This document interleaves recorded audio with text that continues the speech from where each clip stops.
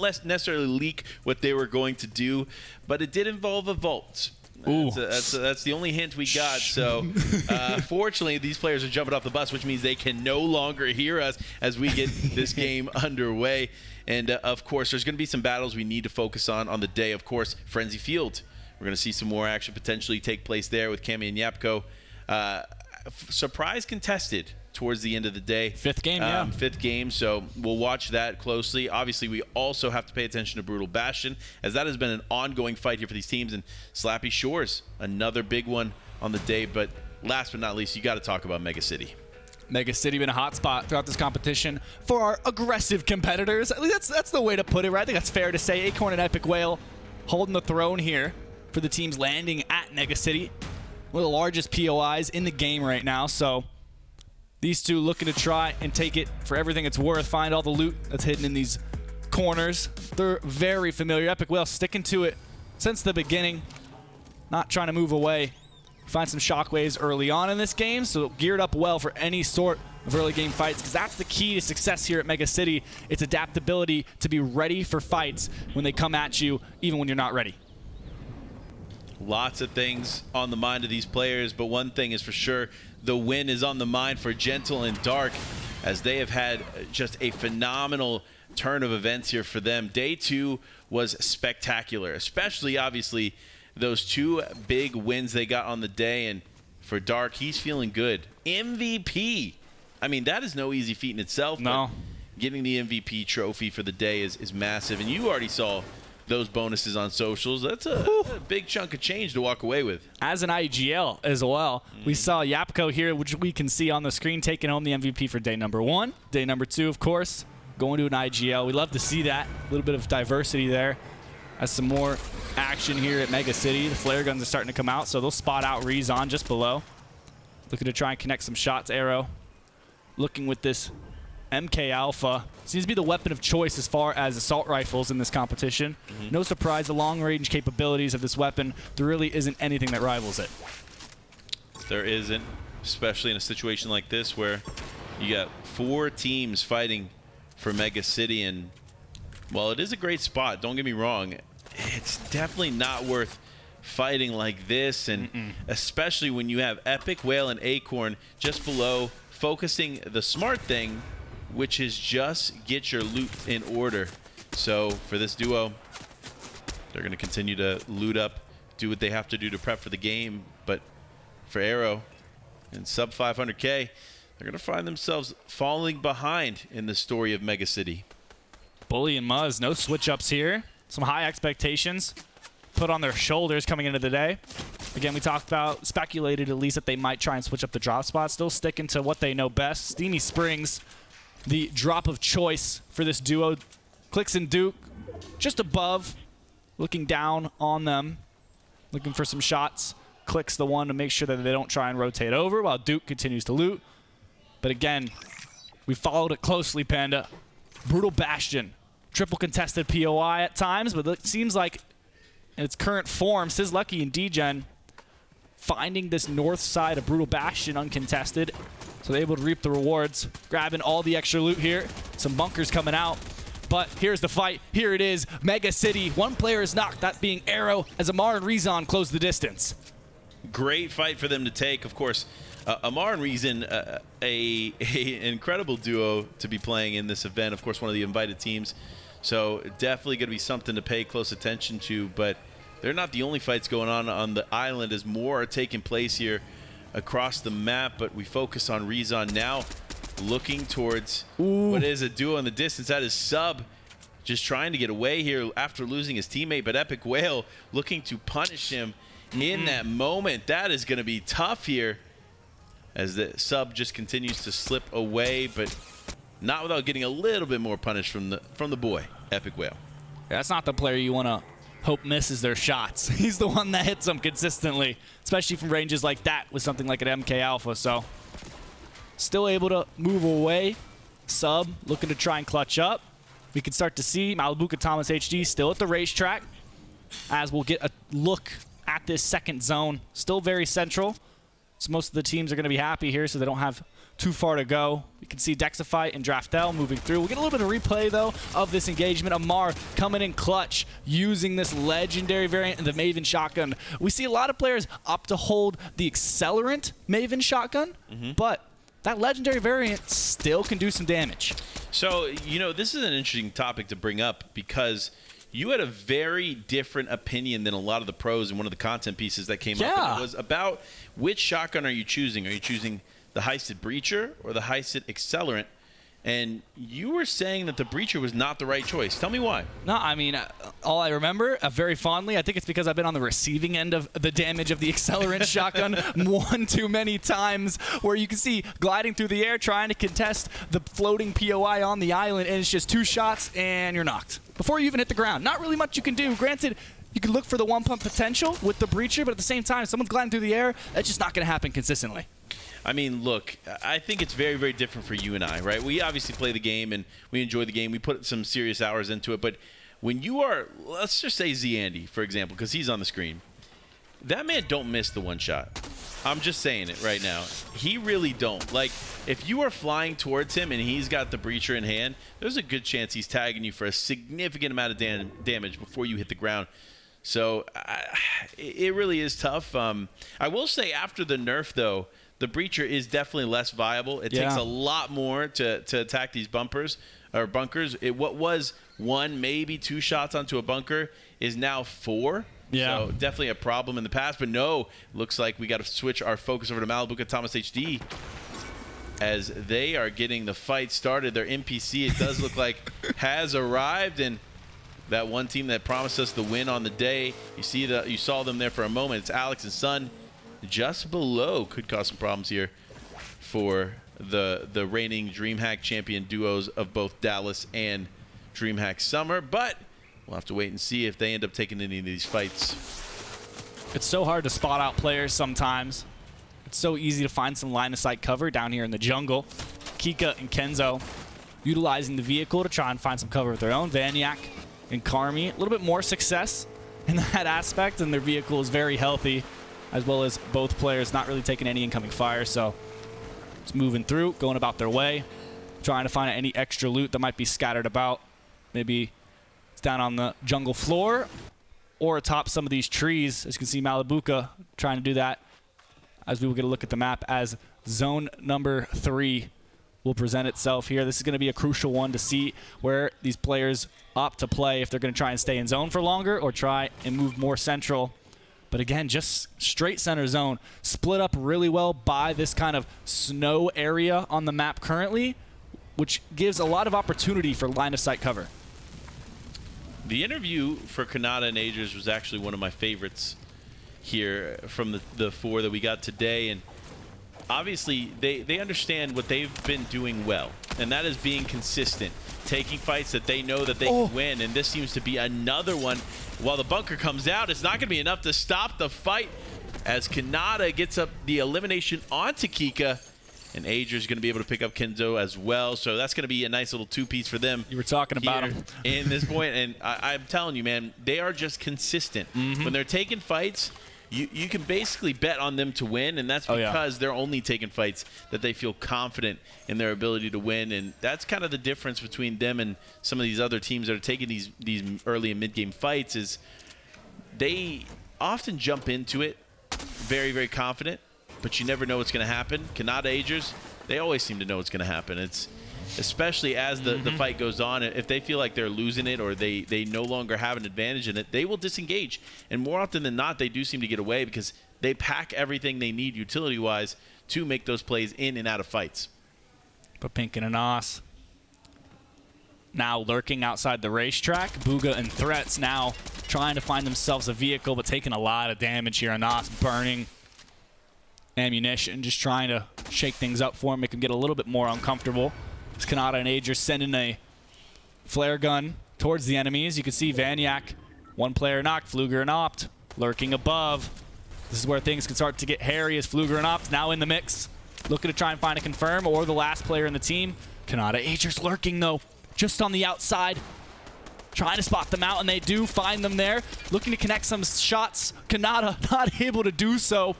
A rare instance here coming out of Kanata, but Opt and Fluger slipping away, not able to find the confirm or anything useful for them. But Karmi in the bush, just to the left of Opt, trying to pop the med kit. Are they going to be able to realize they're there? That's the question. Shotgun in hand, Opt and Fluger just on the other side. They're so close. Karmi. If Karmi takes a shot here, it's pretty much calling out that, hey, I'm in this bush. Yeah. Come fight me. So for Fluger and Opt, this fight is not one that needs to be had. So smart on them to continue to get in the car and try to rotate around. And, of course, smart on Karmi not taking that shot because it could have been detrimental to their first game of the day. Now, though, Blotcha Mixon in the fold here as Fluger and Opt get to their position. And we know this because we know this spot game after game with them. This spot is great. It is a phenomenal spot on the map. It's hard to counter, right? You have line of sight on two separate areas. If you start getting tagged up from one, you can easily move into another, protect yourself in a way that ultimately a lot of these other ridges just don't. So great play on them to already take their position where they're at. But now the island is here, Ben. Who do you think is going to be fighting for this one? I'm just not sure yet. We've seen it before. Thomas and Malabuka have gone for it a couple of times in this competition. This time, though, staying near the jungle. Have to wait and see. More often than not, the teams that just kind of get lucky with the spawn location of the island are the ones that are going to try and make a move. Fluger and Opt possibly spotting out Karmu, who is now switched positions. Decided to choose a different kind of foliage to hide in. Chosen a little bit of a shrub this time. Okay, you know what? Listen, I rate whatever works, right? Whatever works for you, Karmi. If that is going to be the play, then that's the play. Especially now that Fluger and Opt happen to be in the bush that Karmi was just in. So it's so funny, too, because obviously we can see what's going on, and you all at home can see what's going on. They have no clue that they've just been exchanging bushes with one another. He's right there. They really did just swap right over. And Karmi's not exactly camouflaged. The outfit not blending in with the surroundings. His Axe Force and Vortexers rotating back towards the rifting BOI, but the action will start. Gentle, Hero, head-to-head, atop the building. Hero dishing out the big damage, but the aggressive shockwaves sent back. But instead, Gentle will be taken out to fall damage, leaving Hero alone up on the high ground as Fahad will return back to the duo. This is huge, folks. Dark losing Gentle here early in this game is not a good sign for them on the top of the leaderboard. And we did talk about how they really need to remain consistent to be successful and stay up on the top, but ultimately they're going to be focused a lot more in these lobbies. The eyes are going to be on them because they are in second place, because they had such an exceptional day too, and because they showed a lot of what they've been doing well to the audience here in the game. So if you're one of these players like Draftel and Dexafite, you may be wondering, how do I come back from what has been a rough couple days? Can I make some big plays here in the last day of this competition? Well, with the 25% increase in points, anything's possible. Big games, those 10 elimination plus games are what these players are looking for, just like Levin mentioned. So Queasy and Vino, again, taking a little bit of punishment here from Acorn Cybertron Cannon, as they will hold off in this bush. A little bit of a ridge to play, so they won't be able to take any returning fire. A little bit of an interesting loadout selection here from Vino.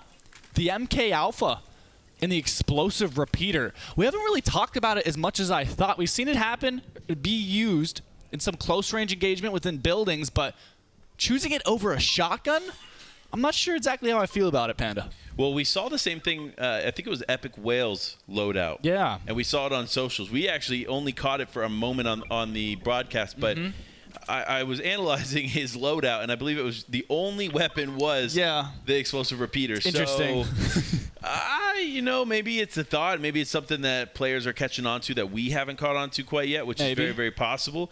Because while we watch the game a lot, they watch the game even more. So it's definitely something to pay close attention to. We'll see if they find some success. But speaking of success, it's, of course, Refs Gardens, the Andy. They have found everything they could possibly need and then some to play out the remainder of this game. So hopefully they can have a big game one on the day. But now Queasy Veno going head-to-head against Acorn and Epic Whale. One of our top teams from day one, of course, Queasy Veno. Struggled a little bit more in day two. They need to be consistent with this pressure, because that's a lot of damage off of Epic Whale and Acorn. So we'll see how this continues forward. But no, now the pressure coming from threats as well. This is not looking good here for the duo on the day. But things can change in just a moment. They're burning these bunkers too. Literally and figuratively. They're having to throw down 3 there, as well as them being set ablaze by the vehicle itself. Vino and Queasy having their own NPC within their bunker compound. This Epic Whale rotating away. Don't really need to make contact. This is where the explosive repeater is so useful. So much damage to vehicles as well as to the players located within. Acorn and Epic Whale, though, they've been in this situation before. They're no stranger to this kind of pressure. So rotate out. They're spotting another player now in the vehicle there. They look for the double spray, connecting some shots, and there's the knock. So now Acorn and Epic will have an opportunity to push into the zone onto Rezon, who's knocked, leaving Amar alone. They're coming out of the vault as well. So that's going to be a nice, healthy refresh. It's exactly what they needed there. They needed the slurp juices to remain in the storm for this fight, and of course they're going to be able to get that, as well as solid flare gun coming to the inventory of Epic Whale. So good pickup for sure. But Amar just trying to stay alive here for as long as he can, and definitely got the stuff to do it. 2 legendary slurp juices, 1 med miss. I mean, that's going to keep you in the storm for at least another zone. And no problems there, just healing up, buying their time, pumping Trashy. Different strategy here, trying to beeline it towards the next zone as it's going to go ahead and reveal itself.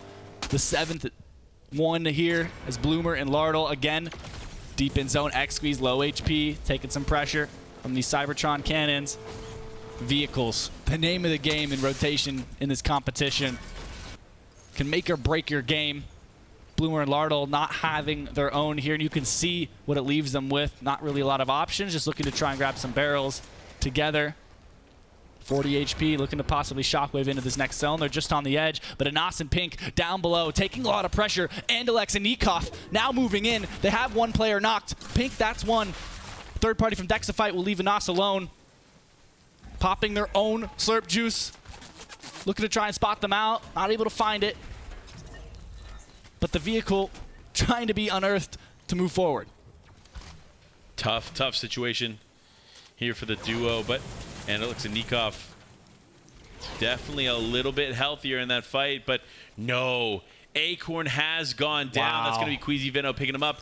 Unsure if Epic Whale was a casualty in that one, but we'll have to wait and see, as Queasy Veno definitely needed not the refresh as much, but definitely needed the motivation to get some elims here, because that was only the first one they've put on thus far in this game. There it is. There Epic Whale has slipped away. Fortunate for us, we're able to get that. Shout out to the observing team, of course, doing a phenomenal job here in game number 1, keeping us informed to the action. Nice little spot as well within the log, the down tree in the jungle floor. Looking to try and lay low, make no noise whatsoever, but instead takes a lot of damage. Except in Dubs, just on the other side, as Epic Whale will pop their last slurp juice, and again connecting on some shots. That's going to do 60 damage each, so taking a little bit off the top of the overshield. Dubs and Accept not able to find where they're at, and they're taking some damage from these wasps as Epic Whale, or at least another team close by, lobbing them over. Accept hopping right back into the vehicle, decides, I do not want any of this smoke. It's too much to handle. They'll rotate out, but Epic Whale hunkering down for the time being, making sure that no player's rotating in behind. This is a great position for him to be in for now, but he's going to have to figure something out really, really soon. It does look like Malibu and Thomas HD are going to be out of this one, and that's going to be a huge loss to the lobby, but not a loss for Cammy and Yapko as they stay in this one and staying very healthy. I would be surprised if we don't see them in the top 5, but you never know. These games can just end in an instant, and you never know who the casualties will end up being. Doesn't take a lot to pop off and move up on this leaderboard. So again, everyone trying to capitalize on this 3-day format to the best of their ability. Yapko, Cammy, no eliminations for them quite yet, and we're used to seeing them finding some in the early game. As another team will be caught out, Epic Whale just below, being one of them. It's going to be Andalex and Nikov falling there. Epic Whale swapping out the shockwaves for the bunker to buy him a little bit of time here to use the chug cannon. Moving back though, Nikov as a solo, trying to get some shots on target. He needs this. He's stuck in zone. No heals left as Epic Whale rotating away back towards center zone. But he's stuck on low ground. Move on the other side of the wall. He's not aware what's going on here. Wu just trying to stay quiet, getting a little bit of these healing items from Epic Whale just on the other side. Are they even aware they're both there? No idea. Moo will catch him out. Epic Whale gets taken down. What a loss there for Epic Whale. He had no clue Moo was there, and of course he got the more significant shot in that moment, so shout out to Moo for that one. But no, Yapko and Cammy just playing their game plan to perfection as they have the vehicle here, and now they're just going to bunker up here for the remainder of this one. Oof. As the zone continues to pull in, tons and tons of big names still alive. This is probably the most stacked 8th zone we've seen. Yeah. And it's only going to get crazier. It's the jungle, man. It's crazy down here in the bottom, but Fahad and Hero will rise above this lobby on top of this little plateau, looking down. Vortexer's knocked. Looks to connect a couple more shots. Look for a confirmed. Booga also knocked. You can see him just there in the distance below. A little bit of that temple. Hero dishing out damage, low on ammunition, so trying to look to make these shots count as they have 4 eliminations. Now they notice them just on the other side of top. Some of these temples, everyone's moving. This is the God spot. Panda, they're set up very well, but Cammy and Yapko have to make something happen. Blake and Cease into the car. Cammy, 1 HP, takes them both out. Wow, what did I just watch? In the blink of an eye, Blake and Cease hop in and get eliminated. And there goes Hyamzo taking out, or Amar taking out Hyamzo. Wait, that is a huge elimination there for Amar. As fights continue on, though, the shockwave plays coming through. Yapko, Cammy just want to get in the zone. They want to get ahead of these other players and hopefully fight for it. A big fight coming out. That's Jason right into Storm, and that Storm might be enough damage to take him out. Slide kicks him in, finds it. Cammy slipping into the little bit of the aircraft carrier, but Seti doing a lot here to try and get into the mix. Fluger falls in the elimination feed. Yapko confirmed, leaving Cammy fully alone in this game to try and clutch up top 7 here with 13 players remaining. Yapko, though, breaking the wall, looking for an opportunity to maybe even get the res off, confirm onto Tayson, leaving Seti alone. But at this point, he might be able to get it off, Panda. This could be huge to try and give them a run here. What looked like a doom moment there for Yapko and Cammy could be the comeback here to finish the game strong. We'll just have to wait and see as Blaster still in this one. Super healthy, going towards Alex. Wait, this is Alex's son. They said they were going to win game 1, and so far it's looking good for them. They're in the late game. We're at this moment where you have to start to capitalize on eliminations as they come to you. Yapko back into the mix, looks up above the building, connects onto DGen, taking him down. Lucky atop the building on the other side, looking to team Shockwave ahead. They only have overshield. Yapko, 30 HP in total. Fahad and Hero, front side of this zone. Seti will fall. DGen confirmed. They're falling like flies. Falling like flies indeed as Fahad and Hero just look to clean up this one. Yapko, though, getting launched into Storm. That's a lot of damage. 1 HP and 1 shot and he is done as Cammy will be forced to potentially hold on. That's going to be Alex in the feed going down. Here it is. Yapko going down. Cammy very weak as the fight gets pushed in. And Hero takes him out. Hero and Fahad win game number 1 on the day. Not just winning the game and taking the VR, but 12 eliminations. An absolutely incredible performance. Levin called it in the pre-show. They're gonna be looking for the double-digit elimination games, and Fahad and Hero came to play on day number 3.